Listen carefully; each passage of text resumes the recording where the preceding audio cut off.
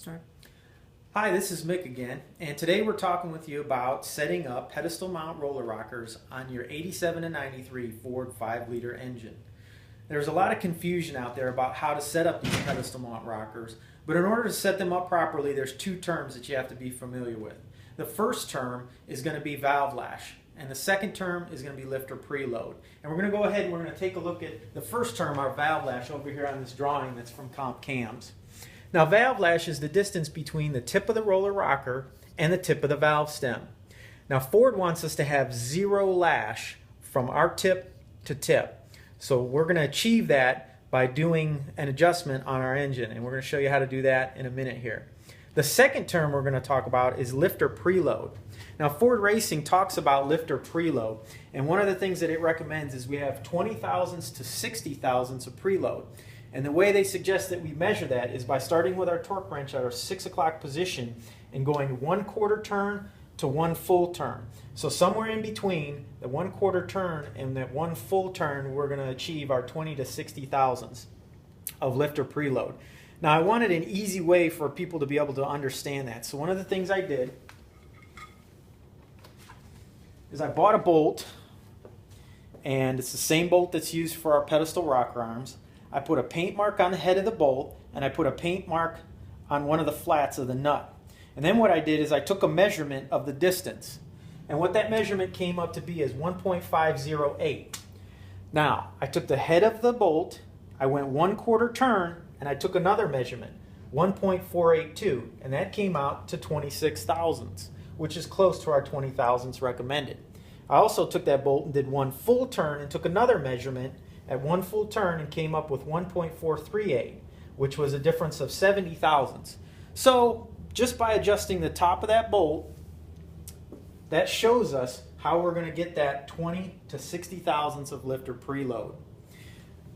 So the first thing we're going to look at on our 5-liter engine is we're going to look at how to set up that valve lash.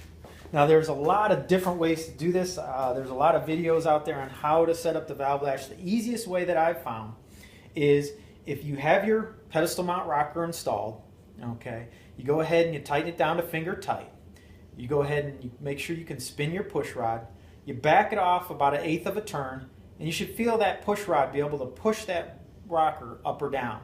And all you want to do is tighten gently until you can no longer push up and down. You still want your push rod to be able to twist side to side. If your push rod doesn't turn, that means you're already installing preload on that lifter. So back it off, tighten it down a couple times just so you can get that feel. Remember, you don't want any movement up or down, but you still want to be able to twist your push rod side to side. So we're going to go ahead and do that on our intake and our exhaust. I've got our number 3 piston at top dead center on the compression stroke. Okay, I'm going to back it off a couple times just to make sure where we're at. All right, so right there I'm at 0 lash.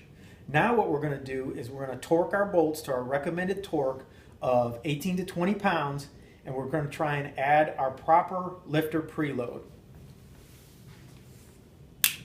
So we've got our torque wrench. We're set to our 20 pounds.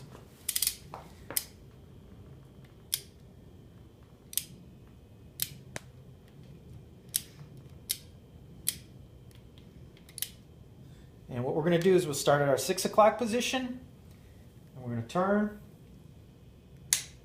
And there we've reached our proper torque at 20 pounds, and we've done that within our 1/4 turn to our full turn. And it's actually worked out to be about 5/8, which puts us almost right on 40 thousandths. Now we're going to go ahead and do the same thing with the next rocker.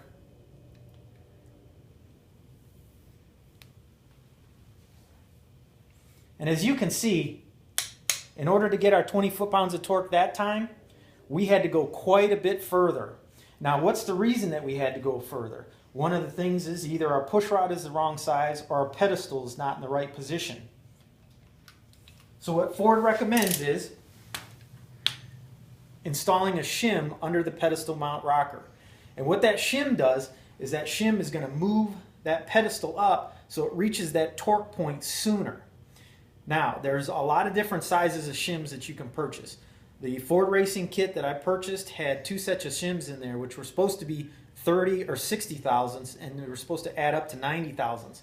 Unfortunately, when I did my measurements with my calipers, I got 0.195 and 0.380. Quite a huge difference. Thankfully, the 0.380 shims did work. Now what happens is as you're installing these shims, you're going to notice that each individual shim may have a difference in thickness.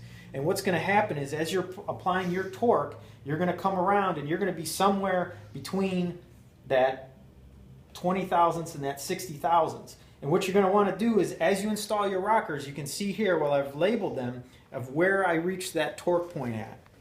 You can see I reached it at 5/8 on the first one, and then I reached it at 3/4 on the second one. And as you go around your engine, you take these measurements, you write them on the rocker arm, so what you can eventually do is balance your engine out.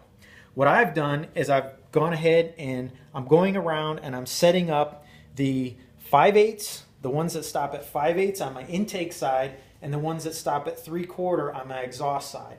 With an E303 cam, it's a balanced intake-exhaust ratio. So if you're going to have any added or any surplus, you want that to be on your exhaust side to give you a little bit more exhaust lift and duration. So that's the way I've done it to balance out this engine. What you want to do is you want to make sure that you balance out each cylinder the best that you can. Now when you use your shims, you're going to find that as you go around the engine, some of them are going to be a little tighter, some of them are going to be a little looser. You go ahead and take your tight ones, move them to the loose spot, take your loose spot, move them to the tight ones as you're applying that torque. And then you're going to find what happens is eventually you'll get an engine that's completely balanced out. The goal is to have all the intakes and all the exhausts exactly the same. Is that going to happen? Probably not, but we want to do the best we can. Well, I hope I've helped you a little bit and kind of given you a better idea on how to set up your valve lash and how to set up your lifter preload. Two very important things to help your 5-liter engine stay together and run well.